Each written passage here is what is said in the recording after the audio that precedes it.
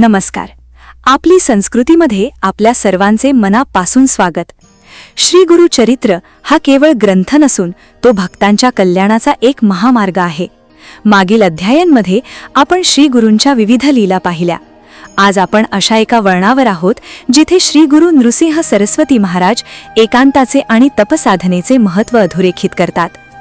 प्रसिद्धी आणि जनसंपर्कामुळे साधनेमध्ये येणारा अडथळा टाळण्यासाठी श्री गुरु जेव्हा वैद्यनाथ क्षेत्री गुप्त रूपाने राहण्याचे ठरवतात तेव्हा नेमके काय घडते? शिष्यांना त्यांनी तीर्थयात्रेचे कोणते महत्त्व सांगितले आणि कोणत्या पवित्र तीर्थक्षेत्रांची नावे उद्धृत केली?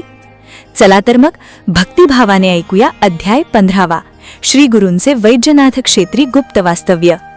अध्याय 15. श्री गुरूंचे वैद्यनाथ क्षेत्री गुप्त वास्तव्य. श्री गणेशाय नमः.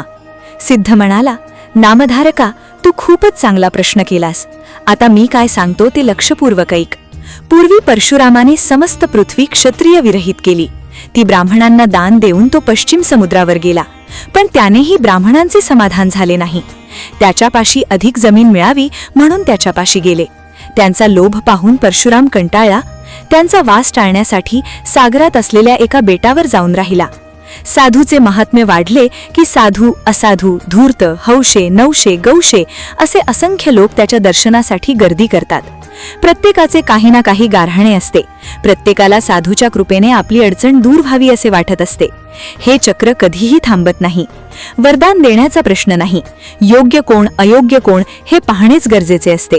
या सर्व गोष्टींमुळे साधूला तपसाधनेस वेळ आणि एकांत मिळत नाही. श्री गुरु नृसिंह सरस्वतींना ही गोष्ट चांगली वाहित होती. लोकांचा उपद्रव होऊ नये म्हणून ते वैद्यनाथ क्षेत्री गुप्त रूपाने राहिले. त्यांनी आपल्या शिष्यांनाही दूर ठेवले. त्या सर्वांना पाचारण करून ते म्हणाले, तुम्ही सर्वजण तीर्थयात्रेस जा. भारतभर भ्रमण करून नंतर श्रीशैल पर्वतावर या. शिष्य म्हणाले, श्री गुरूंच्या चरणाशीच सर्व तीर्थे आहेत असे श्रुती व कुराणे सांगतात. शास्त्रांचेही तेच म्हणणे आहे. मग आम्हाला का दूर लोटता? आमची उपेक्षा करू नका. तेव्हा श्री गुरु म्हणाले, तुम्ही संन्यासी आहात हे लक्षात घ्या. संन्याशांनी 5 दिवसांवर एकाच ठिकाणी राहू नये असा संकेत आहे. त्या नियमाचे पालन केलेच पाहिजे. म्हणून तीर्थयात्रा करावी. चंचल मनास आवरून ते स्थिर करावे आणि त्यानंतरच एका जागी वास्तव्य करावे. लोकोपकारासाठी अनुभव हवा. धर्माचे ज्ञानही आवश्यक आहे. म्हणूनच मी तुम्हाला तीर्थयात्रेसाठी पाठवित आहे. पुढे यात्रा पूर्ण करून तुम्ही बहुधान्य संवत्सरात श्रीशैल क्षेत्री या. तेथे आमची भेट होईल. शिष्य म्हणाले, गुरुदेव, तुमची आज्ञा आम्हाला प्रमाण आहे. आता आम्ही कोणकोणत्या तीर्थस्थानी जाऊ याविषयी मार्गदर्शन करा. श्री गुरूंनी त्या शिष्यांना प्रथम काशी क्षेत्री जाण्यास सांगितले.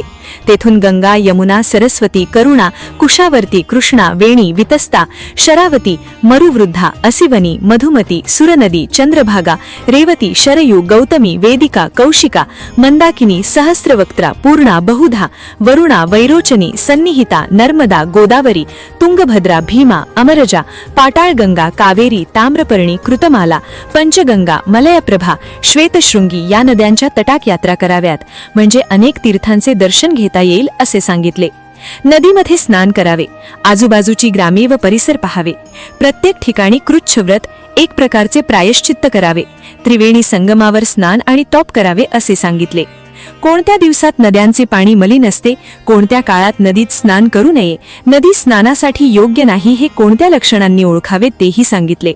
त्यांनी आपल्या शिष्यांना नैमिषारण्य, पुष्कर, बद्री, केदार, कुरुक्षेत्र, महालय, सेतुबंध, रामेश्वर, मात्रिकेश्वर, कोटी, कुब्ज, कोकामुखी, प्रसाद, विजय, जगन्नाथपुरी, गोकर्ण, शंखकर्ण, अयोध्या, मथुरा, द्वारका, गया, शाळीग्राम, शबलग्राम, भीमेश्वर, कुशतर्पण, रामेश्वर, पद्मनाभ, श्रीरंग, कुंभकोण, हरीश्वर, गाणगापूर, नृसिंहतीर्थ, चंद्रकुंड, कोल्हापूर, भिलवडी, अमरापूर, युगालय, शूरपालय, पीठापूर, शेषाद्री, मणिगिरी, वृषभाद्री, श्रीशैल व मल्लिकार्जुन अशा अनेक तीर्थस्थानांची महती सांगून तेथे जाण्याची आज्ञा केली. श्री गुरूंचा निरोप घेऊन शिष्य यात्रेसाठी गेले. श्री गुरूंनी वैद्यनाथ येथेच गुप्तपणे निवास केला. तर असे हे श्री गुरूंचे अगाध चरित्र. स्वतः परब्रह्म स्वरूप असूनही शास्त्रांचे नियम पाळण्यासाठी आणि शिष्यांना धर्माचे ज्ञान व्हावे यासाठी ही लीला रचली. केवळ एका जागी न थांबता चंचल मनाला स्थिर करण्यासाठी तीर्थाटन किती गरजेचे आहे हेच श्री गुरूंनी या अध्यायातून आपल्याला शिकवले. अशा प्रकारे श्री गुरूंनी आपल्या शिष्यांना काशीपासून रामेश्वरापर्यंतच्या पवित्र नद्यांची आणि क्षेत्रांची माहिती देऊन यात्रेला पाठवले आणि स्वतः वैद्यनाथ क्षेत्री गुप्त वास्तव्यास राहिले. आपली संस्कृतीवरील हा भाग तुम्हाला कसा वाटला हे कमेंट्समध्ये नक्की सांगा. जर तुम्हाला ही माहिती आवडली असेल तर व्हिडिओला लाईक करा आणि आपल्या मित्रपरिवारासोबत शेअर करायला विसरू नका. अशाच आध्यात्मिक आणि सांस्कृतिक माहितीसाठी आपल्या चॅनलला आजच सबस्क्राईब करा. श्री गुरुदेव दत्त.